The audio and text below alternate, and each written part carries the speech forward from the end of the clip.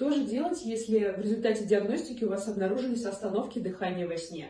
На данный момент существует много способов лечения так называемого синдрома обструктивного апноэ сна, но самым эффективным методом является СИПАП-терапия. Что же такое СИПАП-терапия? Давайте разберемся. СИПАП-терапия – это лечение остановок дыхания путем поддержания постоянного положительного давления в дыхательных путях.